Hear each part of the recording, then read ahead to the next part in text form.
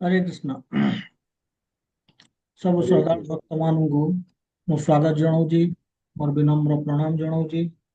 समस्त को अनुरोध करुच्ची वीडियो ऑन रखिया पाई एवं आजिर भगवद गीता कार्यक्रम आरंभ करिया प्रेयर करिकी। ओम अज्ञानतिमिरान्धस्य ज्ञानञ्जनशलाकया चक्षुरुन्मीलितं येन तस्मै श्रीगुरवे नमः। नमो विष्णुपादाय कृष्णपृष्ठाय भूतले श्रीमते भक्तिवेदान्त स्वामिनिति नामिने। नमस्ते सारस्वती देवे गौरवाणी प्रचारिणे निर्विशेष शून्यवादी पाश्चात्य देशतारिणे। नमो महावदन्याय कृष्ण प्रेम प्रदायते कृष्णाय कृष्ण चैतन्य नाम्ने गौरद्विषे नमः। हे कृष्ण करुणा सिंधु दीनबंधु जगत्पते गोपेश गोपिका कांत श्री राधा कांत नमस्तुते। तप्त कांचन गौरांगी राधे वृंदावनेश्वरी वृषभानुसुते देवी प्रणमामि हरिप्रिये। वाञ्छाकल्पतरुभ्यश्च कृपा सिन्धुभ्य एव च पतितानां पावनेभ्यो वैष्णवेभ्यो नमो नमः। जय श्री कृष्ण चैतन्य प्रभु नित्यानंद श्री अद्वैत गदाधर श्रीवासादि गौर भक्त वृंद। हरे कृष्ण कृष्ण कृष्ण हरे हरे हरे हरे राम राम राम हरे हरे। ओम नमो भगवते वासुदेवाय। ओम नमो भगवते वासुदेवाय। ओम नमो भगवते वासुदेवाय। हरे कृष्ण।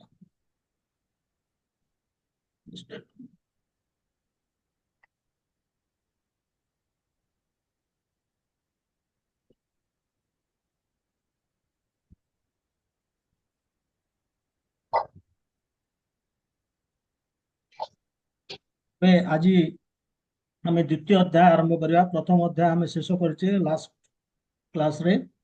आउ द्वितीय अध्याय आज आज द्वितीय अध्याय प्रथम श्लोक नवा।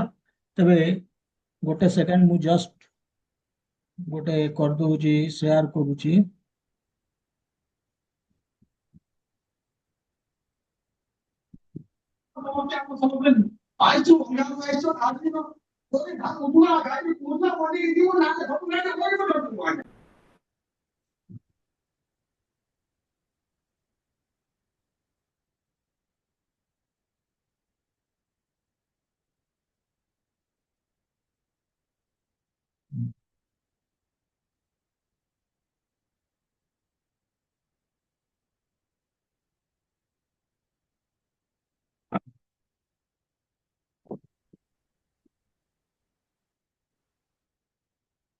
संजय उवाच तं तथा कृपयाविष्टम् अश्रुपूर्णाकुले क्षणम् विषीदन्तम् इदं वाक्यम् उवाच मधुसूदनः। ये प्रथम श्लोक। Just a second.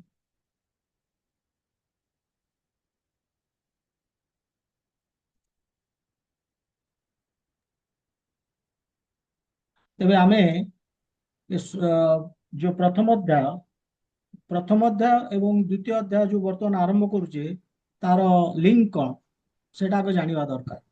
तो प्रथम अध्याय सरिला केमिति सरिला जे अर्जुन तांकर गांडीव धनुटी की तले थोईदेले अस्थिर मनरे से रथ उपरे मुंडरे हाथ देकी बसी पड़ले। तमाने संकेत देले भगवान को मु युद्ध करिबी नाही। तबे ए भलिया जेतबेले किए कहउचंती संजय कहउचंती काहू धृतराष्ट्र। तेणु न्याचुराली धृतराष्ट्र टिके खुशी होइजिवे काहेकि ना से भाबुचंती जे जदि वर्तमान एई भली अवस्था अर्जुनकर ये गले ये आउ युद्ध करिवेनी आउ ताले मो पुअर आउ किछि असुविधा हबनी राज्य मिलिजिवो एवं रजा होइजिवो। तेबे संजय होउचंती तांकर आज्ञावह। तेणु से केबे हेले भ्रमरे रहिबाकू दियंतिनी धृतराष्ट्रଙ୍କୁ। ତେଣୁ ଧୃତରାଷ୍ଟ୍ରଙ୍କୁ ସେ କହୁଛନ୍ତି ନାଇଁ ସେମିତି କିଛି ଭାବିବାର ନାହିଁ। ବର୍ତ୍ତମାନ ଆମର କୃଷ୍ଣ ବର୍ତ୍ତମାନ କହିବାକୁ ଆରମ୍ଭ କରୁଛନ୍ତି ଏବଂ ସିଏ କିଛି କହିବେ ଯାଦ୍ୱାରା କି ପ୍ରେରଣା ପାଇବେ କି ଅର୍ଜୁନ ପ୍ରେରିତ ହେଲା ପରେ ସେ ଯୁଦ୍ଧ କରିବେ। ତେଣୁ ଆପଣ ସେ ଭ୍ରମରେ ରୁହନ୍ତୁନି। ତେଣୁ ଏଇଭଳି ଆମର ଦେଖୁଛେ ଯେ ଏଇ ଶ୍ଲୋକଟି ବର୍ତ୍ତମାନ ଯେ ମାନେ କେମିତି ଭଗବାନ ତାଙ୍କର ପ୍ରେରଣା ଦେବାକୁ ଆରମ୍ଭ କରିବେ ଅର୍ଜୁନକୁ ତାଙ୍କର ଦିବ୍ୟ ଜ୍ଞାନ ଦେଇକି। ତେଣୁ ଏଇ ଯୋଉ ଦ୍ୱିତୀୟ ଅଧ୍ୟାୟ ଆମେ ଦେଖୁଛେ, ଏ ଦ୍ୱିତୀୟ ଅଧ୍ୟାୟ ମାନେ ଏଥିରେ ଅନେକ ଭଲ ଭଲ ଜିନିଷ ଆମେ ଦେଖିବା, ଅନେକ ପଏଣ୍ଟସ୍, ଯୋଉ ପଏଣ୍ଟସ୍ ଗୁଡ଼ିକ ଆମର ଯୋଉ ଦୈନନ୍ଦିନ ଜୀବନର ବିଭିନ୍ନ ଆସ୍ପେକ୍ଟ ସହିତ ଆର ସମ୍ପର୍କ ଅଛି। ତେଣୁ ଆମେ ସେଗୁଡ଼ିକ ଦେଖିବା। ତେଣୁ ଆମ ଜୀବନରେ ତାକୁ କ'ଣ ଆମର ଅସୁବିଧା ସୁବିଧା ଆମେ ବି ଜାଣିପାରିବା। ତେବେ ଏଥିରେ ଏଇ ଚାପ୍ଟରରେ ଆମେ ମେନଲି ତିନୋଟି ଜିନିଷ ଦେଖିବା। ଏଇ ଯୋଉ ଅଧ୍ୟାୟ ଆମେ ବର୍ତ୍ତମାନ ଆମେ ଆଲୋଚନା କରିବା ଯାଉଛେ, ଏଥିରେ ମେନଲି ଆକୁ ତିନି ଭାଗରେ ଆମେ ବିଭକ୍ତ କରିପାରିବା। ପ୍ରଥମ ମାନେ ଯୋଉ ଆରମ୍ଭ ହବ 1 ରୁ 10 ତ ଠିକ ଅଛି, 1 ରୁ 10 ତ ପୁଣି ଫର୍ଦର କନଫ୍ୟୁଜନ ହଉଛି କାହାର, ଅର୍ଜୁନଙ୍କର କିଛି କନଫ୍ୟୁଜନ, ତାଙ୍କର ଆଉ କିଛି ସନ୍ଦେହ ଆସିବ ଏବଂ ସେ କିଛି ପୁଣି ତାଙ୍କର ଗୋଟେ ଇନଡିସିସିଭନେସ୍ ମାନେ ନିର୍ଣ୍ଣୟ ନେଇ ପାରୁନାହାନ୍ତି, ଏଇ କଥା ସେ ଜଣେଇବେ ଏବଂ ସରେଣ୍ଡର କରିବେ। ଏ କାହାକୁ? ଭଗବାନ କୃଷ୍ଣଙ୍କୁ କହିବେ ମତେ ବର୍ତ୍ତମାନ ବୁଦ୍ଧି ଦିଅନ୍ତୁ, ବତାନ୍ତୁ ମୁଁ କ'ଣ କରିବି। ତେଣୁ ଇଏ ହେଉଛି 1 ରୁ 10 ଶ୍ଲୋକ ଏଭଳି ଚାଲିବ। 11 ରୁ ଆରମ୍ଭ ହବ ଯୋଉଟା କି ମାନେ ତିନୋଟି ସେକ୍ସନ ମୁଁ କହୁଛି ଯୋଉ ଏଇ ଅଧ୍ୟାୟରେ, ଯେ ଶରୀର ଏବଂ ଆତ୍ମାର ପୁରା ବିଶ୍ଳେଷଣ ଚାଲିବ 11 ରୁ 30 ନମ୍ବର ଶ୍ଲୋକ ପର୍ଯ୍ୟନ୍ତ ଦ୍ୱିତୀୟ ଅଧ୍ୟାୟରେ। ଅର୍ଥାତ୍ ୟାକୁ କହୁଛେ ଆମେ ଆତ୍ମଜ୍ଞାନ ବା ସାଂଖ୍ୟ। ଇଏ ହେଲା ପ୍ରଥମ। ଦ୍ୱିତୀୟରେ ଏଠି ଭଗବାନ ଦୁଇଟି କର୍ମଯୋଗ କଥା କହିବେ। ଗୋଟେ ହଉଛି ଆସକ୍ତି ରଖିକି, କର୍ମ ଫଳରେ ଆସକ୍ତି ରଖିକି କର୍ମ କରିବା, ସକାମ କର୍ମଯୋଗ। କର୍ମ ଫଳରେ ଆସକ୍ତି ନ ରଖିକି କର୍ମ କରିବା, ସେ ହଉଛି ନିଷ୍କାମ କର୍ମଯୋଗ। ତେଣୁ ଦୁଇଟି କର୍ମଯୋଗ, ସକାମ କର୍ମଯୋଗ, ନିଷ୍କାମ କର୍ମଯୋଗ, ଏଠି ଆମକୁ ଭଗବାନ ବୁଝେଇବେ କ'ଣ ସେ ଜିନିଷ। ଇଏ ଚାଲିବ 53 ନମ୍ବର ଶ୍ଲୋକ ପର୍ଯ୍ୟନ୍ତ, 31 ରୁ 53 ନମ୍ବର ଶ୍ଲୋକ ପର୍ଯ୍ୟନ୍ତ ଏଇଭଳି ଚାଲିବ। ତାପରେ 54 ନମ୍ବର ଶ୍ଲୋକରୁ 72 ନମ୍ବର ଶ୍ଲୋକ ପର୍ଯ୍ୟନ୍ତ ଆମେ ଦେଖିବା ଭଗବାନ କହିବେ ଯେ ମାନେ ଆତ୍ମ ଅନୁଭୂତି କାହାର ହେଇଛି, ଆତ୍ମ ଅନୁଭୂତି ଯୋଉ ସେଲ୍ଫ ରିଅଲାଇଜେସନ, ସେ ଲୋକଟି କିଏ, କେମିତି ଆମେ ଜାଣିବା, ତାର ଲକ୍ଷଣ କ'ଣ। ତେଣୁ ସେ ଜିନିଷ ଭଗବାନ କହିବାକୁ ଯିବେ ଏଇ 54 ନମ୍ବର ଶ୍ଲୋକରୁ ଆରମ୍ଭ କରିକି 72 ନମ୍ବର ଶ୍ଲୋକ ପର୍ଯ୍ୟନ୍ତ। ତେଣୁ ଏଇଭଳି ତିନୋଟି ଆମେ ଦେଖୁଛେ। କ'ଣ ନା ଆମେ ଦେଖିଲେ ପ୍ରଥମେ ଯେ ଜ୍ଞାନ ଜ୍ଞାନ ବା ସାଂଖ୍ୟ ଯାହାକୁ କହୁଛେ, ବୋଲେ ଆମର ଶରୀର ଏବଂ ଆତ୍ମାର ଗୋଟେ ବିଶ୍ଳେଷଣ, ଶରୀର କ'ଣ ଆତ୍ମା କ'ଣ ଏ ଜିନିଷ ବୁଝେଇଦେବେ ଭଗବାନ। ଏବଂ ଯୋଉ ସକାମ କର୍ମ ଯୋଗ ଏବଂ ନିଷ୍କାମ କର୍ମ ଯୋଗ, ମାନେ ଆସକ୍ତି ରଖିକି କର୍ମ କରିବା କାହା କର୍ମଫଳ ସହିତ, ଆସକ୍ତି ନ ରଖିକି କର୍ମ କରିବା, ଇଏ ଦି ପ୍ରକାରର କର୍ମଯୋଗ କହିବେ। ଏବଂ ଲାଷ୍ଟ ବେଳକୁ ସ୍ଥିତ ପ୍ରଜ୍ଞ, ବୋଲେ ଯାହାର ଆତ୍ମ ଅନୁଭୂତି ହେଇଛି, ଯେ ସେଲ୍ଫ ରିଅଲାଇଜ ପର୍ସନ, ତାର ତାକୁ ଆମେ ଜାଣିବା କେମିତି ସେ ସେଲ୍ଫ ରିଅଲାଇଜ୍ଡ ବୋଲିକି, ଆତ୍ମ ଅନୁଭୂତି ତାର ହେଇଛି ବୋଲିକି ଜାଣିବା କେମିତି, ତାର ଲକ୍ଷଣ କ'ଣ, ସେଗୁଡ଼ିକ ବର୍ଣ୍ଣନା କରିବେ ଭଗବାନ। ତେଣୁ ଏଇଭଳି ଇଏ ହଉଛି ଅଧ୍ୟାୟ, ଦ୍ୱିତୀୟ ଅଧ୍ୟାୟ। ତାହେଲେ ଏଠି ଭଗବାନ କହୁଛନ୍ତି, ଏଠି ବର୍ତ୍ତମାନ ଶ୍ଲୋକ 1ରେ ଯୋଉ ଆରମ୍ଭ ହଉଛି ସଞ୍ଜୟ ଉବାଚ, ସଞ୍ଜୟ ବର୍ତ୍ତମାନ କହୁଛନ୍ତି କ'ଣ କହୁଛନ୍ତି, ତାଂ ମାନେ ଏଠି କହିଲେ ତାଂ ତଥା କୃପୟାବିଷ୍ଟଂ ଅଶ୍ରୁପୂର୍ଣ୍ଣା ଆକୁଳେ ତୀକ୍ଷଣମ୍ ବିଷିଦନ୍ତଂ ଇଦಂ ବାକ୍ୟମ୍ ଉବାଚ ମଧୁସୂଦନ। ବୋଲେ ୟାକୁ ଆମେ ଭାଙ୍ଗି ଭାଙ୍ଗି ବୁଝିବା। କ'ଣ ନା ଏଠି କହୁଛନ୍ତି ତାଂ ତାଂ ଛାଡ଼ି ଦିଅନ୍ତୁ, ଇଦಂ ବାକ୍ୟମ୍ ଉବାଚ, ଏଇ କଥା କହିବାକୁ ଗଲେ, ଇଦମ୍ ବାକ୍ୟମ୍ ଉବାଚ, ଯାହା କହିଲେ ଏଟା ନେକ୍ସଟ ଶ୍ଲୋକରେ ଆସିବ। ତେବେ କହୁଛନ୍ତି, କିଏ କହୁଛନ୍ତି, ମଧୁସୂଦନ। ଇଦମ୍ ବାକ୍ୟମ୍ ଉବାଚ ମଧୁସୂଦନ, ମଧୁସୂଦନ ଏଇ କଥା କହିବାକୁ ଗଲେ କାହାକୁ, ତାଙ୍କୁ ତାଙ୍କୁ ବୋଲେ କି ପୂର୍ବ ଶ୍ଲୋକରେ ଯିଏ ମାନେ ଦୁଃଖିତ ହେଇଛନ୍ତି, गोटे सेकेंड म्यूट करिया चंद्र कर हाँ म्यूट रे रखंतु एथिला मु कर देली म्यूट एनीवे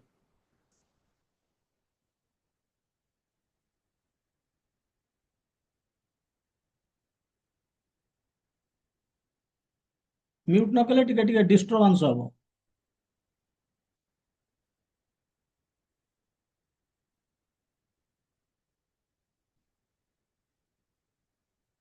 ठीक अछि तबे ଆମର ଏଠି ବର୍ତ୍ତମାନ କହୁଛନ୍ତି ଇଦମ ବାକ୍ୟଂ ଉବାଚ କିଏ ଏଇଭଳି କଥା କହିବାକୁ ଆରମ୍ଭ କଲେ କିଏ ମଧୁସୂଦନ ମାନେ କୃଷ୍ଣ ଏବଂ କାହାକୁ କହିଲେ ବୋଲେ ଅର୍ଜୁନଙ୍କୁ ଅର୍ଜୁନଙ୍କୁ ଯେତେବେଳେ କହିଲେ ତାଙ୍କର ଅବସ୍ଥା କେମିତି ଥିଲା କୃପୟା ଆବିଷ୍ଟମ ମାନେ ଦୁଃଖରେ ତାଙ୍କ ହୃଦୟ ଭରି ଯାଇଥିଲା ଅଶ୍ରୁ ପୂର୍ଣ୍ଣ ଆକୁଳ ଇକ୍ଷିଣମ ମାନେ ତାଙ୍କ ଆଖି ଯେମିତି ଗୋଟେ କଣ୍ଟେନରରେ ଗୋଟେ ଜାଗାରେ ଆମେ ପାଣି ରଖିବା ଏବଂ ପାଣି ଭର୍ତ୍ତି ହେଇଗଲା ପରେ ଉଛୁଳେ ସେମିତି ତାଙ୍କ ଆଖିରୁ ପାଣି ଭର୍ତ୍ତି ହେଇକି ଉଛୁଳୁଛି ବିଷିଦନ୍ତଂ ଏବଂ ସେ ଦୁଃଖିତ ହେଇ ଦୁଃଖ ପ୍ରକାଶ କରୁଛନ୍ତି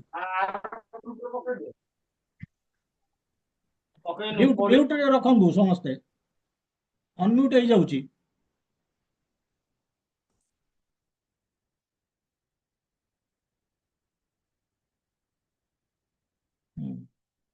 ଠିକ ଅଛି ତେବେ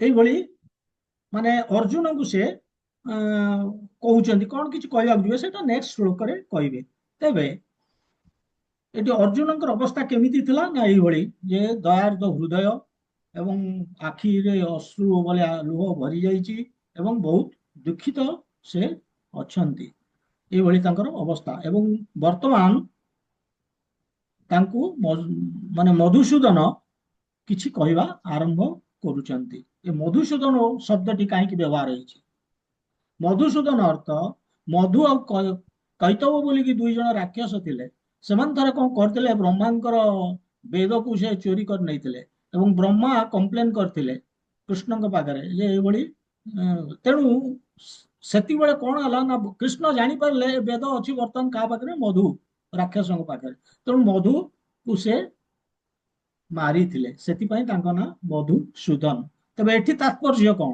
ଏଠି କାହିଁ କୁହାଯାଇଛି ମଧୁସୂଦନ ଏଠି କୁହାଯାଇଛି ଯେ ଅର୍ଜୁନଙ୍କର ଯୋଉ ଭ୍ରମ ଧାରଣା ଜନ୍ମିଛି ଭ୍ରମ ଧାରଣା ରୂପକ ରାକ୍ଷସଟି ଦେଖା ଦେଇଛି ତାଙ୍କର ତାକୁ ବର୍ତ୍ତମାନ ଅର୍ଜୁନ ଅନୁରୋଧ କରୁଛନ୍ତି କୃଷ୍ଣଙ୍କୁ ସେ ଭ୍ରମ ଧାରଣାକୁ ମାରିଦେବା ପାଇଁ ବୋଲେ ଦୂର କରିଦେବା ପାଇଁ ସେଥିପାଇଁ ଏଠି ମଧୁସୂଦନ ଶବ୍ଦଟି ବ୍ୟବହାର ହେଇଛି ତେବେ ଦେଖନ୍ତୁ ଏଠି କଣ ହେଇଛି ନା ଗୋଟେ ଜିନିଷ ଲକ୍ଷ୍ୟ କରନ୍ତୁ ଯେ ये जिनस कौन अश्रुपूर्ण कृपया अभिष्टम माने जो सहानुभूति बा अनुकंपा एवं विषिदंत माने दुख प्रकाश तामाने এইভଳି ଯୋଉ ଜିନିଷ ଗୁଡ଼ିକ ଏଗୁଡ଼ା କଣ ଭୌତିକ ଜିନିଷ ଯୋଉ ଲୋକ ପାଖରେ ଏଇ ଭୌତିକ ସହାନୁଭୂତି ରହିଛି ଏବଂ ଶୋକ ରହିଛି ଅଶ୍ରୁ ରହିଛି ଆମେ ଜାଣିବାକୁ ପଡିବ ସେ ଅଜ୍ଞାନୀ ସେ ନିଜକୁ ସେ ଜାଣିନି ସେ କିଏ ବୋଲିକି ତାର ଆତ୍ମ ଅନୁଭୂତି ହେଇନି ସେ ସେ ଗୋଟେ ସେଲ୍ଫ ରିଅଲାଇଜ୍ଡ ପର୍ସନ ନୁହେଁ କାହିଁକି ନା ଭୌତିକ ଜିନିଷ ତାର ଏଇ ଯୋଉ ଭୌତିକ ସହାନୁଭୂତି ରହିଛି ଏବଂ ଯୋଉ ଏଇ ଯୋଉ ଦୁଃଖ କରୁଛି ମାନେ ଆଖିରୁ ଲୁହ ଗଡୁଛି କାହା ପାଇଁ ଶରୀର ପାଇଁ ତେଣୁ ଏଗୁଡିକ ହଉଛି ଭୌତିକ ସହାନୁଭୂତି ବୋଲି ବୁଝିବାକୁ ପଡିବ ଏବଂ ସେ ସେଲ୍ଫ ରିଅଲାଇଜ୍ଡ ପର୍ସନ ନୁହେଁ ତାହେଲେ ଆକ୍ଚୁଆଲି ଆମର ମାନେ ଯଦି ସହାନୁଭୂତିଟି କାହା ପ୍ରତି ରହିବ ଯୋଉ ଶାଶ୍ୱତ ଆତ୍ମା ତାହା ପ୍ରତି ଯଦି ସହାନୁଭୂତି ରହେ ଆମେ ଜାଣିବା ଯେ ସେଇଟା ହଉଛି ସେଇ ଲୋକର ଆତ୍ମ ଅନୁଭୂତି ଅଛି ତେଣୁ କୋଉଠି ଆମେ ଦେଖେଇବା ସହାନୁଭୂତି ସେଇଟା ହଉଛି ଇମ୍ପୋର୍ଟାଣ୍ଟ ଏ ଶ୍ଲୋକରୁ ଆମେ ଜାଣୁଛେ ଯେ ସହାନୁଭୂତି ଏଠି ପ୍ରଭୁପାଦ ସେଟାକୁ ମେନସନ କରୁଛନ୍ତି ଗୋଟେ ଏକ୍ସାମ୍ପଲ ଦଉଛନ୍ତି ଯେ ଏଇ ସହାନୁଭୂତିଟା ଆମେ କୋଉଠି ଦେଖେଇବା ସେ ଗୋଟେ ଉଦାହରଣ ଦଉଛନ୍ତି ଯେ ଜଣେ ଲୋକ ସମୁଦ୍ରରେ ବୁଡି ଯାଉଛି ଆଉ ଜଣେ ଲୋକ ସେ ସମୁଦ୍ର ଭିତରକୁ କୁଦା ମାରିଛି ସେ ଲୋକଟିକୁ ଉଦ୍ଧାର କରିବା ପାଇଁ ଏବଂ କଣ କରିଛି ନା ତାଙ୍କର ଗୋଟିଏ ତାର ଯୋଉ ପୋଷାକଟିକୁ ସେ ଭିଡି ଆଣିଛି ଏବଂ ପାଣି ଭିତରୁ ଉଠିକି କହୁଛି ଦେଖ ମୁଁ ବଞ୍ଚେଇ ଦେଲି। ତ କଣଟା ବଞ୍ଚେଇଲା? ସେ ଲୋକ ତ ଚାଲିଗଲା, ବୁଡିଗଲା, କେବଳ ପୋଷାକ ଟିକେ ସେ ବଞ୍ଚେଇଲା। ଏକ୍ଜାକ୍ଟଲି ଏଠି କଣ ହେଇଛି ନା ବର୍ତ୍ତମାନ ବଞ୍ଚେଇବାକୁ ଚେଷ୍ଟା କରୁଛନ୍ତି ଦୁର୍ଯ୍ୟୋଧନଙ୍କୁ ଅର୍ଜୁନ। ତାଙ୍କର ତାଙ୍କର ଶରୀରଟାକୁ ବଞ୍ଚେଇବାକୁ, ଶରୀରଟା କଣ? ଗୋଟେ ଗୋଟେ ପୋଷାକ କାହାର? ମାନେ ଗୋଟେ ଆତ୍ମା ଗୋଟେ ପୋଷାକ ପିନ୍ଧିଛି। ମାନେ ନିଜେ ଦୁର୍ଯ୍ୟୋଧନ ଯିଏ, ସେ ଗୋଟେ ପୋଷାକ ପିନ୍ଧିଛନ୍ତି, ସେଇ ପୋଷାକଟାକୁ ସେ ମାରିବାକୁ ମାନେ ବଞ୍ଚେଇବାକୁ ଚେଷ୍ଟା କରୁଛନ୍ତି। କିନ୍ତୁ ସେ ଜାଣିପାରୁନାହାନ୍ତି ଦୁର୍ଯ୍ୟୋଧନ ଅଜ୍ଞାନତାରେ ଅଛନ୍ତି। ମାନେ ଅଜ୍ଞାନତା କଣ? ମାନେ ଯଦି ଆମେ କହିବା ଦୁର୍ଯ୍ୟୋଧନ ଅଜ୍ଞାନତାରେ ଅଛନ୍ତି, ସେ ଅଜ୍ଞାନତା କଣ? ସେ ଅଜ୍ଞାନତାର ଅର୍ଥ ହଉଛି ଯେ ସିଏ ଚିନ୍ତା କରୁଥିଲେ ଯେ ଏମାନଙ୍କୁ ସମସ୍ତଙ୍କୁ ସମାପ୍ତ କରି ପାଣ୍ଡବ ମାନଙ୍କୁ ସେ ସମଗ୍ର ରାଜ୍ୟ ଉପଭୋଗ କରିବେ। ମାନେ ଏ ରାଜ୍ୟର ମାଲିକ ହେବେ, ଉପଭୋଗ କରିବେ, ମାନେ ସେ ଏଞ୍ଜୟର ହେବେ ଏବଂ ସମସ୍ତଙ୍କୁ ସେ ନିୟନ୍ତ୍ରଣ କରିବେ, ତାଙ୍କ ଅଧୀନରେ ସବୁ ରହିବେ, କଣ୍ଟ୍ରୋଲର ବି ହେବେ। ଅର୍ଥାତ୍ ଏ ତିନୋଟି କିଏ? ଭଗବାନ। ଭଗବାନ ହଉଛନ୍ତି ଆମର କଣ? ମାଲିକ। ଭଗବାନ ହଉଛନ୍ତି ଆମର ମାନେ ପ୍ରକୃତ ଉପଭୋକ୍ତା। ଆମେ ଉପଭୋକ୍ତା ନୁହେଁ। ସେ ହଉଛନ୍ତି ଏଞ୍ଜୟର, ସିଏ ହଉଛନ୍ତି କଣ୍ଟ୍ରୋଲର, ସିଏ ହଉଛନ୍ତି ମାଲିକ, ଓନର। ଏସବୁ ଯେତେ ଦୁନିଆ 14 ବ୍ରହ୍ମାଣ୍ଡର ମାଲିକ ହଉଛନ୍ତି ସେ। କିନ୍ତୁ ଦୁର୍ଯ୍ୟୋଧନ ଭାବୁଥିଲେ ମୁଁ ମାଲିକ ହେବି। ଇଏ ହଉଛି ତାଙ୍କର ଅଜ୍ଞାନତା। ମାନେ ମୁଁ ଭଗବାନଙ୍କର ସ୍ଥାନ ନେବି। ତା ମାନେ ଏଇଥିପାଇଁ ଏଇ ଅଜ୍ଞାନତା ଯୋଗୁଁ ସେ କୌଣସି ସ୍ତରକୁ ଖସି ଯାଇ ପାରନ୍ତି। ତାଙ୍କ ନିଜର ଇନ୍ଦ୍ରିୟକୁ ସୁଖ ଦେବା ପାଇଁ ସେ କୌଣସି ସ୍ତରକୁ ଖସି ଯାଇ ପାରନ୍ତି ଏବଂ ଯାଇଥିଲେ ମଧ୍ୟ। ସେ ଭୀମକୁ ବିଷ ଦେଇଥିଲେ। ସେ ଯୋଉ ଯୌଗର ଭିତରେ ପାଣ୍ଡବ ମାନଙ୍କୁ ଜଳେଇ ଦେବା ପାଇଁ, ଜୀବନ୍ତ ଜଳେଇ ଦେବା ପାଇଁ ବ୍ୟବସ୍ଥା କରିଥିଲେ। ଦ୍ୟୁତ କ୍ରୀଡ଼ା କରିକି ତାଙ୍କର ସମସ୍ତ ସମ୍ପତ୍ତି ହଡପ କରି ନେଇଥିଲେ। ଏବଂ ଯେତେ ବର୍ତ୍ତମାନ ଏଇ ଯୋଉ ଯୁଦ୍ଧ ଭୂମିରେ ଅସ୍ତ୍ର ଶସ୍ତ୍ର ଧରି ସେମାନେ ମାନେ ମାରିବାକୁ ଗୋଡଉଛନ୍ତି ରାଜ୍ୟ ପାଇବା ପାଇଁ। ରାଜ୍ୟ ନେବାକୁ ମଧ୍ୟ ଚେଷ୍ଟା କରୁଛନ୍ତି, ଯଦିଓ ରାଜ୍ୟର ସେ ଦାବିଦାର ନୁହନ୍ତି, ପାଣ୍ଡବ ମାନେ ଦାବିଦାର। ତେଣୁ ଇଏ ସବୁ କଣ? ଇଏ ହଉଛି ଅସୁର ସ୍ୱଭାବ ବା ଅଧର୍ମ। ତେଣୁ ଏଇ ହଉଛି ଅଜ୍ଞାନତା। ଏଇ ଯୋଉ ଅସୁର ସ୍ୱଭାବ ଯଦି ଆମର ଅଛି, ଆମର ଯଦି ଏଇ ମାନେ ମାନେ ୟାକୁ ଅଜ୍ଞାନତା ଆମେ କହିବା, ଅଧର୍ମୀ ଆମେ। ଆମେ ଧର୍ମ କଣ ନା ଭଗବାନଙ୍କ ଇଚ୍ଛା ଅନୁସାରେ ଚାଲିବା। କିନ୍ତୁ ଅର୍ଜୁନ କଣ କରୁଛନ୍ତି ନା ନିଜ ଇଚ୍ଛା ଅନୁସାରେ ସେ ଚାଲିବାକୁ ଚେଷ୍ଟା କରୁଛନ୍ତି ଏବଂ ଇଏ ହଉଛି ଅସୁର ସ୍ୱଭାବ। ତେଣୁ ତାଙ୍କୁ ତାଙ୍କୁ ଅର୍ଥାତ ଅର୍ଜୁନଙ୍କୁ ଦୁର୍ଯ୍ୟୋଧନଙ୍କୁ ଗୋଟିଏ ରୋଗ ହେଇଛି। କୋଉ ରୋଗ? ଅଜ୍ଞାନତା ରୂପକ ରୋଗ। ତେଣୁ ତାଙ୍କୁ କଣ ଦରକାର? ଗୋଟେ ସର୍ଜରୀ ଦରକାର। ସେଥିପାଇଁ ଭଗବାନ କହୁଛନ୍ତି ତା ଶରୀରଟିକୁ ବଞ୍ଚେଇକି କିଛି ଲାଭ ନାହିଁ, ତାକୁ ମାରିଦେଲେ ତାକୁ ମୁକ୍ତି ମିଳିବ। ସେ ଶରୀରଟିକୁ ମାରିଦେଲେ ତାଙ୍କୁ ମୁକ୍ତି ମିଳିବ।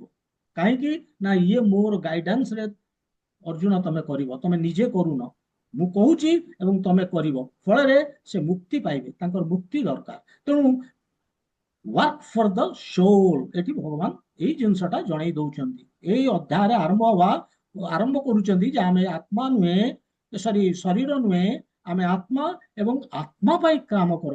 ସହାନୁଭୂତି ଆତ୍ମା ପ୍ରତି ରଖ, ସହାନୁଭୂତି ଶରୀର ପ୍ରତି ନୁହେଁ। ଏଇ କଥା ଆମକୁ ସେ ଏଇ ଇଏରେ ଆମକୁ ଜଣେଇବେ। ଅର୍ଥାତ୍ ଏଇ ଶ୍ଲୋକରେ ମାନେ ଏଇ ଅଧ୍ୟାୟରେ ଏବେ ତାମାନେ ଏଠି ଅଜ୍ଞାନୀ ଆକ୍ଚୁଆଲି କିଏ? ଯେମିତି ଏଠି ଆମେ ଦେଖୁଛୁ ଅର୍ଜୁନ ଅଜ୍ଞାନତାରେ ବି ଅର୍ଜୁନ ଅଛନ୍ତି। କହୁଛନ୍ତି କଣ ନା ମୁଁ କେମିତି ମାରିବି ତାଙ୍କୁ ମାରିବି, ଯୋଉଟା କି ଶରୀର। ଏବଂ ସେଇଟା ହଉଛି ତାଙ୍କର ଅଜ୍ଞାନତା। କାରଣ ଶରୀରକୁ ମାରିବାରେ କିଛି ଅସୁବିଧା ନାହିଁ, ଆତ୍ମା ତ ମରିବନି ନା। ତେଣୁ ଶରୀରକୁ ମାରିବାକୁ ସେ ଡରୁଛନ୍ତି। ତାଙ୍କୁ ଡରୁ ତ ନାହାନ୍ତି, ସେ ତାଙ୍କୁ ଖରାପ ଲାଗୁଛି। ତାଙ୍କୁ ଗୋଟେ ଆସୁଛି, ତାଙ୍କର କମ୍ପାସନ ଆସୁଛି, ସହାନୁଭୂତି ଆସୁଛି, କେମିତି ମାରିବି ଏଇଭଳି। ତେଣୁ ଆକ୍ଚୁଆଲି ଦେଖିଲେ ଅଜ୍ଞାନତା, ଯଦି ଅଜ୍ଞାନତା କୁହାଯାଏ, ସେ ଅଜ୍ଞାନଟି କିଏ? କାହାର ଅଜ୍ଞାନତା ଅଛି? ଇଗ୍ନୋରାଣ୍ଟ ପର୍ସନ କିଏ? ତାର ପରିଚୟ କଣ? ଯାହାର ମାନେ ଏଇ ଯୋଉ ଦୁଃଖ, ଶୋକ, ଅନୁକମ୍ପା, ଏଇ ସବୁ ଜିନିଷ ଗୁଡାକ ଶରୀର ପ୍ରତି ଅଛି। ତାକୁ ଆମେ କହୁଛେ ଅଜ୍ଞାନୀ। ସେ ଜାଣୁନି, ତାର ଜ୍ଞାନ ହିଁ ନାହିଁ। ଏବଂ ଏ ଅଜ୍ଞାନତାକୁ ଦୂର କରିବ କିଏ? କୃଷ୍ଣ। ସେଥିପାଇଁ ଏ ଭଗବତ ଗୀତା ସେ କହିଛନ୍ତି।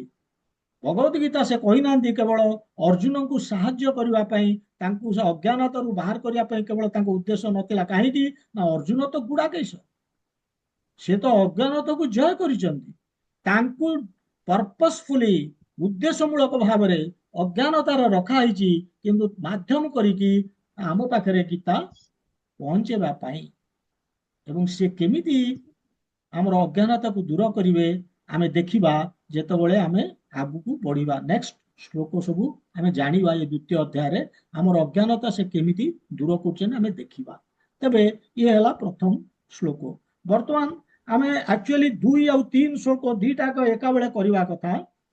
ଆମେ ଚେଷ୍ଟା କରିବା ଯେ କଣ ନା ଜୟ ହେଇପାରିବ ସମ୍ଭବ କରିବା। 2 3 ଆମେ ଟୋଟାଲ କରିପାରିବାନି, ଏକା ବେଳେ କରିବା କଥା। ତେବେ ଠିକ ଅଛି। ଶ୍ଲୋକ 2, ଶ୍ରୀ ଭଗବାନ ଉବାଚ। ଫାର୍ଷ୍ଟ ଟାଇମ ଭଗବାନ କହିବାକୁ ଆରମ୍ଭ କଲେ ଏଠି।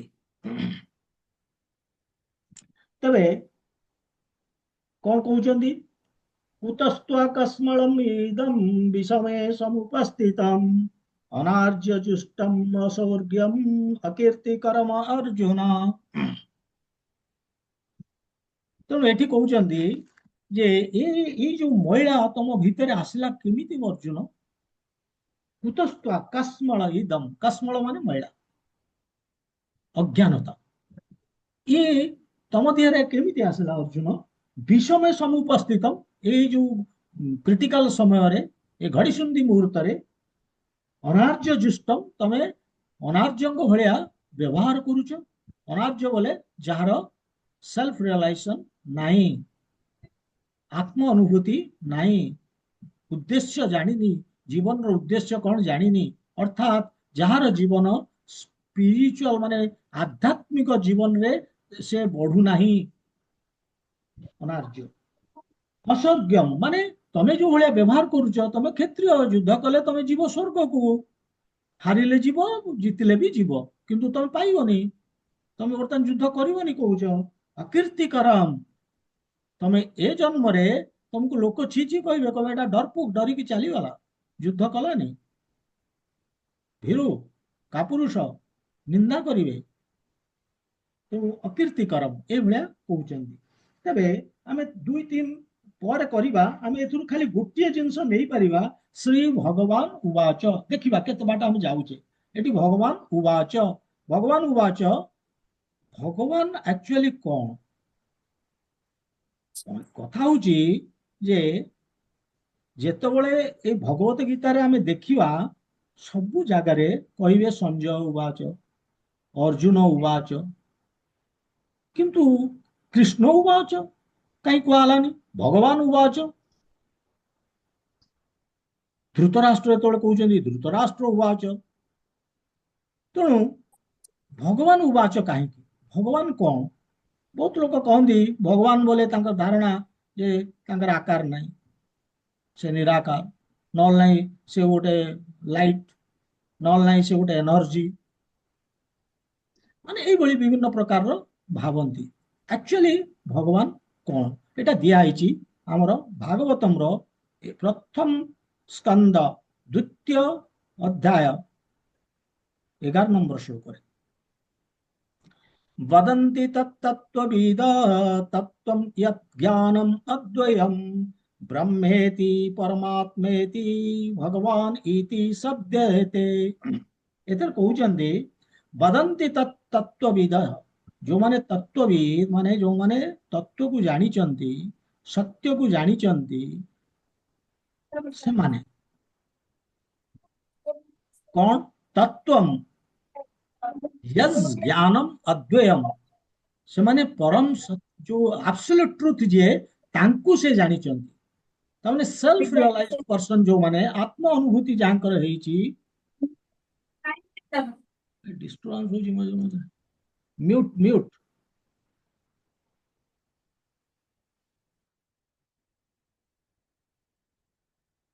ହୁଁ।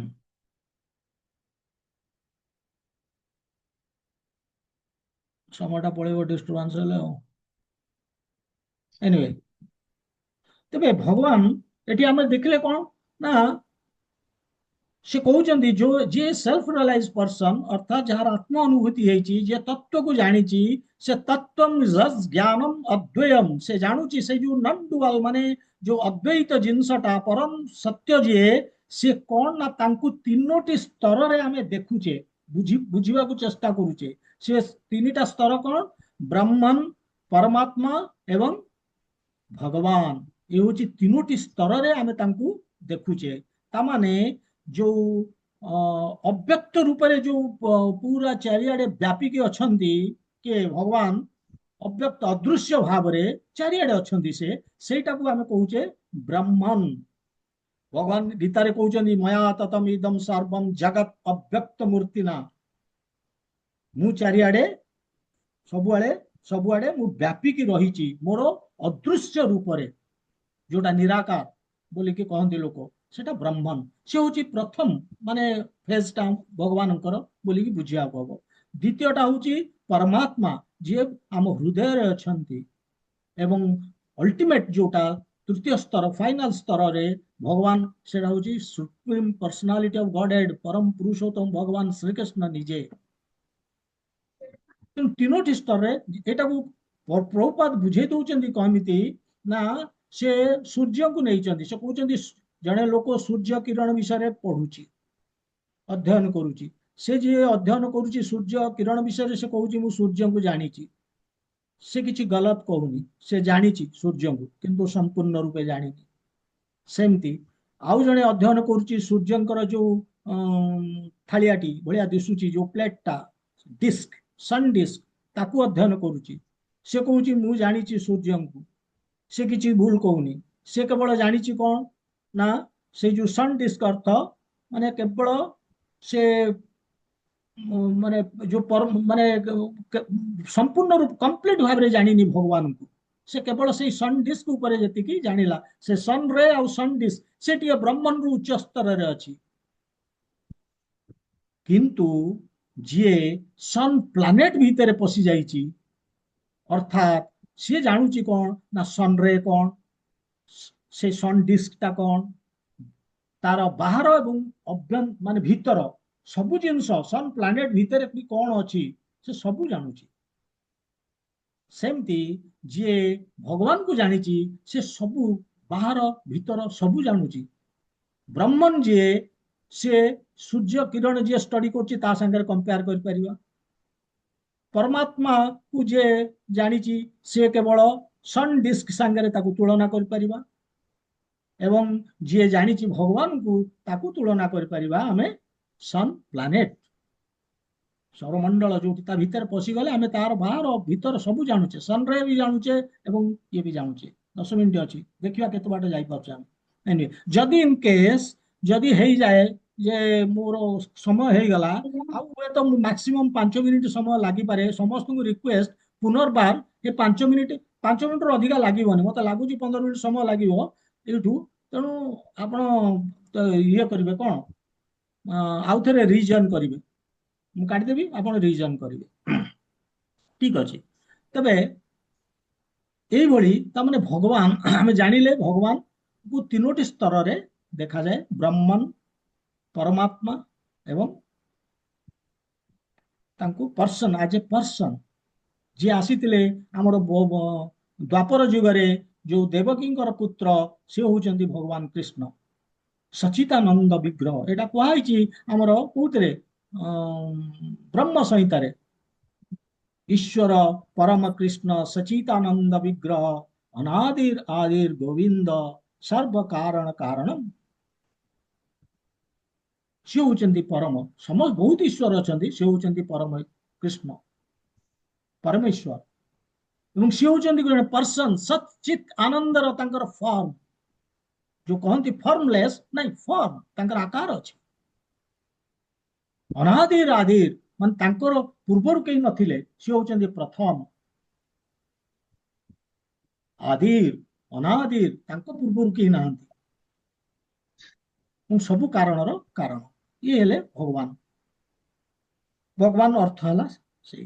ତେବେ ଯଦି ଭଗବାନ ଆମେ ସେଇ ଭଗବାନ କିଏ ଆମେ ଜାଣିବା ଯେ ଭଗବାନ ଆକ୍ଚୁଆଲି କିଏ। ଆମେ ତ ଜାଣିଲେ ଭଗବାନ କଣ ନା ତିନୋଟି ସ୍ତରରେ ଆମକୁ ଭଗବାନଙ୍କୁ ବୁଝିବାକୁ ହେଇଥାଏ। ବ୍ରହ୍ମନ, ପରମାତ୍ମା ଏବଂ ଭଗବାନ। ସେ ହେଉଛନ୍ତି ପରମ ସତ୍ୟ। ତିନୋଟି ସ୍ତରରେ ଆମେ ତାଙ୍କୁ ବୁଝୁଛେ। ତେବେ ଆକ୍ଚୁଆଲି ଭଗବାନ କିଏ? ଏମିତି ବହୁତ ଲୋକ କହିପାରନ୍ତି କାହିଁକି ବ୍ରହ୍ମା ବି ଭଗବାନ ହେଇପାରନ୍ତି, ଶିବ ଶିବ ବି ହେଇପାରନ୍ତି ଭଗବାନ, ବିଷ୍ଣୁ ତ ଭଗବାନ, ତ କଣ ଆଉ କୃଷ୍ଣ ପୁଣି କୁଆଡୁ ଆସିଲେ କଣ ଭଗବାନ? ଏମିତି ବିଭିନ୍ନ ପ୍ରକାର ଆଗେ ବହୁତ ଦେବାଦେବୀ ଅଛନ୍ତି। ଭଗବାନ ବହୁତ ଲୋକ ବହୁତ ଦେବାଦେବୀଙ୍କୁ ଭଗବାନ ବି ଭାବୁଛନ୍ତି। ତ ଭଗବାନ ଆକ୍ଚୁଆଲି କିଏ? ଦେଖନ୍ତୁ ଏ ଦୁନିଆରେ ଆମେ ଦେଖୁଛେ ଯେ କେହି ନା କେହି ଆମକୁ ଆକର୍ଷଣ କରୁଛନ୍ତି, କେହି ନା କେହି। କାହିଁକି ନା ତାଙ୍କ ପାଖରେ ସେଇଭଳି କିଛି କ୍ୱାଲିଟି ଅଛି। କିଏ ଦେଖିବାକୁ ଅତି ସୁନ୍ଦର, କାହାର ବହୁତ ଶକ୍ତି ଅଛି, କାହା ପାଖରେ ବହୁତ ଧନ ସମ୍ପତ୍ତି ଅଛି, କିଏ ଜଣେ ବହୁତ ଫେମସ, କାହା ପାଖରେ ବହୁତ ଜ୍ଞାନ ଅଛି, ଅତି ଜ୍ଞାନୀ। ତେଣୁ ଏଇ ଦୃଷ୍ଟିରୁ ଆମେ ଦେଖୁଛେ ଯେ ଯାହା ପାଖରେ ଏଇଭଳି ବହୁତ ପରିମାଣରେ ଅଛି ଆମେ ତା ପ୍ରତି ଆକର୍ଷିତ ହେଇଯାଉଛେ। କିନ୍ତୁ ଏଇ କ୍ୱାଲିଟି ଗୁଡାକ ଆସୁଛି କୋଉଠୁ? ମଣିଷ ପାଖରେ କ୍ୱାଲିଟି ଆସୁଛି, ଏଇଟା ଆସୁଛି ଭଗବାନଙ୍କଠୁ। ମ୍ୟୁଟ କରିଦିଅନ୍ତୁ। ତେଣୁ ଭଗବାନଙ୍କ ପାଖରୁ ଏଇଟା ଆସୁଛି ଏ କ୍ୱାଲିଟି ଗୁଡାକ।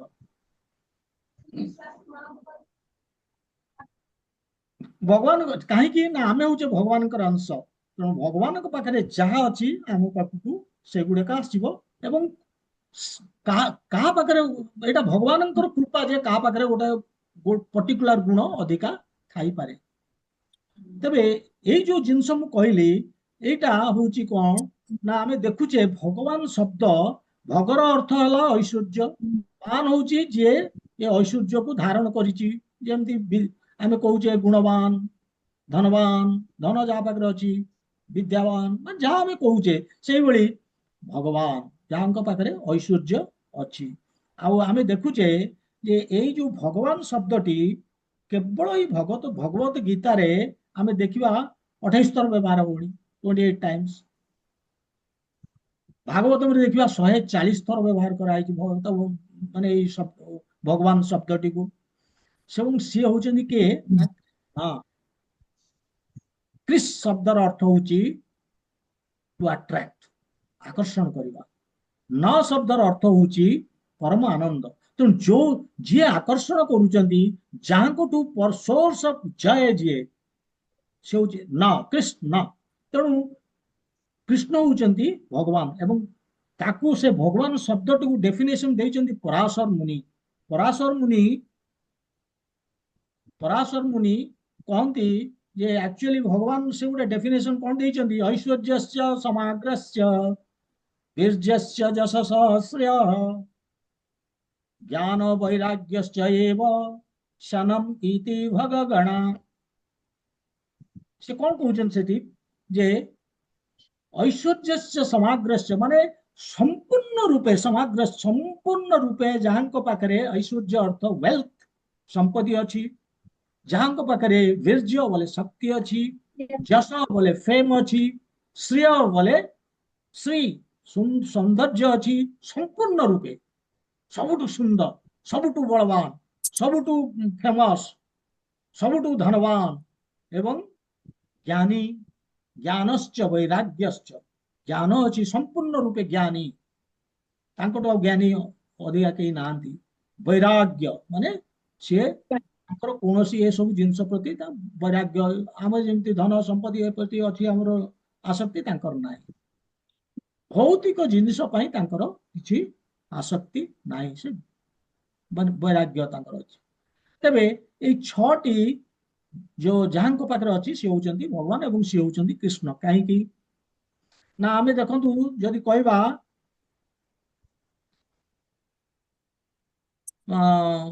ଧନ, ଆମେ ଦେଖୁଛ ଆରବପତି, କୋଟିପତି, କାହାକୁ ଆମେ କହୁଛେ ଆରବପତି, କାହାକୁ କହୁଛେ କୋଟିପତି, କାହାକୁ କହୁଛେ ଲକ୍ଷପତି, କିନ୍ତୁ ଭଗବାନ କୃଷ୍ଣ କିଏ ଜାଣିଛନ୍ତି? ଲକ୍ଷ୍ମୀପତି।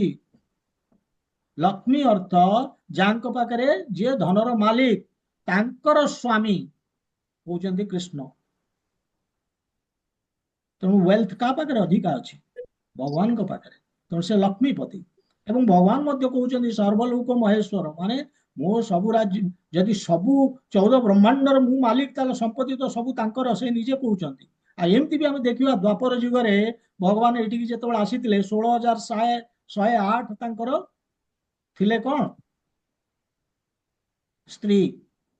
ପ୍ରତ୍ୟେକଙ୍କର 10ଟି ଲେଖେ ପିଲା, ତାମାନେ 1,61,800 ଯଦି ପିଲା ମାନେ ସ୍ତ୍ରୀ ଆଉ ପିଲାଙ୍କୁ ମିଶେଇକି ହୁଏ, ସେତିକିଟି ତାଙ୍କର, ତାଙ୍କ ପାଇଁ ମଧ୍ୟ ସେ ପ୍ରାସାଦ ତିଆରି କରିଥିଲେ, ମହଲ, ରାଜପ୍ରସାଦ। ଯୋଉ ରାଜପ୍ରସାଦ ସୁନା ଗହଣା ହୀରା ନୀଳା ମୋତି ମାଣିକ୍ୟ ସବୁଥିରେ ଭରପୁର ଥିଲା। ମାନେ ସେ ଏମିତି ଇଟା ସିମେଣ୍ଟରେ ତିଆରି ହେଇନଥିଲା। ମ୍ୟୁଟ ମ୍ୟୁଟ କରିଦିଅନ୍ତୁ। ହଁ। ତେଣୁ ତେଣୁ ଏଇଥିରୁ ଜାଣୁଛେ ତାଙ୍କ ପାଖରେ କେତେ ସେ ଧନ ଅଛି। ଏଇଭଳି ବୀର୍ଯ୍ୟ କହିଲେ ଗୋବର୍ଦ୍ଧନ ପର୍ବତକୁ ସେ ବାଁ ହାତର କାଣି ଆଙ୍ଗୁଠିରେ ସେ ଏମିତି 7 ଦିନ 7 ରାତି ଉଠେଇକି ଟେକିକି ଧରିଥିଲେ, ଯେତେବେଳେ ଇନ୍ଦ୍ର ବର୍ଷା କରୁଥିଲେ ସେ ବର୍ଷାକୁ ରୋକିବା ପାଇଁ। କେତେ ଅସୁର ମାରିଛନ୍ତି, ଅଗାସୁର ବକାସୁର, ସେ ଯୋଉ ତୃଣାବୃତ, ଏ ଯୋଉ କାହାକୁ, କଂସ, ଏମିତି ସବୁ ବିଭିନ୍ନ ପ୍ରକାର ମାରିଛନ୍ତି। ତେଣୁ ବୀର୍ଯ୍ୟ ଅଛି, ତାଙ୍କର ଶକ୍ତି ଅଛି। ଆଚ୍ଛା, ଆଉ କଣ? ଯଶ। ଯଶ ବୋଲେ ତା ଆମେ ଜାଣୁ ଯେ ସେ ଦିନ ଥିଲା କେବେ ସେ ଚୋରି କରୁଥିଲେ କଣ? ମାଖନ। ଏବେ ବି ସେ ମାଖନ ଚୋର ହିସାବରେ ପ୍ରସିଦ୍ଧ। ମାଖନ ଚୋର ତାକୁ ଆମେ କହୁଛେ, ପ୍ରସିଦ୍ଧ ସେ।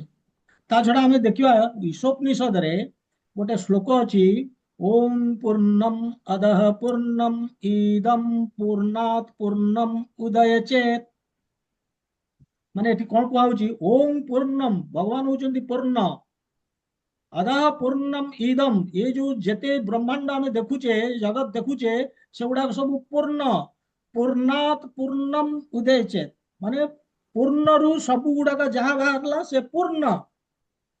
ଭଗବାନ ପୂର୍ଣ୍ଣ। ଏଇ ପୂର୍ଣ୍ଣରୁ ଯାହା ବାହାରିଛି ଯେତେ 14 ବ୍ରହ୍ମାଣ୍ଡ, ସେ ମଧ୍ୟ ପୂର୍ଣ୍ଣ। ପୂର୍ଣ୍ଣସ୍ୟ ପୂର୍ଣ୍ଣମାଦାୟ, ମାନେ ଏଇ ପୂର୍ଣ୍ଣରୁ ଯାହା ସବୁ ବାହାରିଲା ସେ ସବୁ ପୂର୍ଣ୍ଣ ବାହାରିବା ପରେ ପୂର୍ଣ୍ଣମ ଏବ ଶିଷ୍ୟତେ, ମାନେ ଭଗବାନ ସେଇ ପୂର୍ଣ୍ଣ ପୁଣି ରହିଲେ, ମାନେ ତାଙ୍କର କିଛି କ୍ଷୟ ହେଲାନି। ପ୍ରସିଦ୍ଧ ସେ, ଏ କଥା କିଏ କରିପାରିବ? ତେଣୁ ଏଇଭଳି ଦେଖିଲେ ଆମେ ତାଙ୍କର ଯଶ, ଶ୍ରିୟ, ତାଙ୍କର ମୋହିନୀ ଅବତାର ଆମେ ଦେଖିଛେ କେତେ ସୁନ୍ଦର। ଶିବ କେମିତି ଆକର୍ଷିତ ହେଇଥିଲେ, ତାଙ୍କ ପିଛା ପଡିଥିଲେ। ସେ ମୋହିନୀ ରୂପ ଶିବଙ୍କ ଭଳିଆ। ତେଣୁ ଏଇଥିରୁ ଆମେ ଜାଣୁଛେ ତାଙ୍କର ସୌନ୍ଦର୍ଯ୍ୟ ବି ଅଛି ବହୁତ।